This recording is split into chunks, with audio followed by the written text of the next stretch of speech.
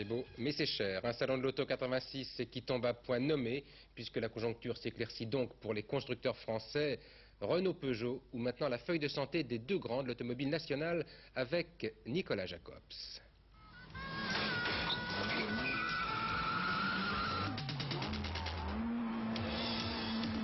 PSA et Renault ne négligent aucun effet quand il s'agit de montrer qu'ils ont retrouvé la forme.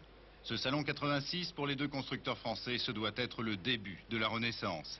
L'édition 84 avait été marquée par l'annonce de résultats catastrophiques, de conflits sociaux.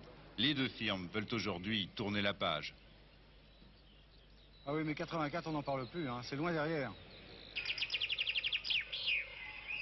Ambiance printanière sur les stands et beaucoup de nouveautés. Depuis 2 ans, les gammes Peugeot, Citroën, Renault ont été renouvelées. Même les anciens modèles ont subi une cure de jouvence. Les commerciaux aujourd'hui peuvent trinquer, la clientèle retrouve le chemin des concessionnaires. Pour les 9 premiers mois de l'année, les immatriculations de voitures ont progressé de plus de 5%. 86, c'est non pas l'euphorie, ce serait ridicule, mais un très grand optimisme par rapport à 84. Il y a le marché qui enfin semble donner l'impression qu'il va un peu repartir après 2 années tout à fait mauvaises, 84 et 85. Autre raison à cet optimisme, les restructurations ont été efficaces. Le moteur de l'industrie automobile a profondément changé. Aujourd'hui, plus de machines, moins d'hommes, productivité et rentabilité d'abord.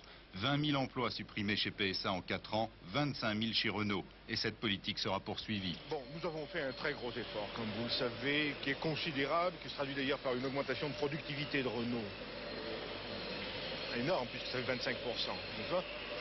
Mais il y aura manifestement des augmentations de productivité à prévoir dans les années futures, qui se traduiront par des diminutions d'effectifs, mais moins importantes que maintenant, bien sûr. Pour l'instant, sur le tableau de bord des deux constructeurs, les voyants sont plutôt rassurants. PSA a retrouvé le chemin des bénéfices, probablement 1 milliard en 86. Quant à Renault, ce sera plus difficile. Georges Besse annonce la réduction de moitié du déficit, 5 milliards cette année et l'équilibre fin 87.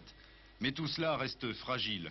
Le temps de la chirurgie lourde est sans doute terminé pour l'automobile, mais le pronostic reste encore réservé jusqu'au salon 88. Et la suite demain de notre dossier.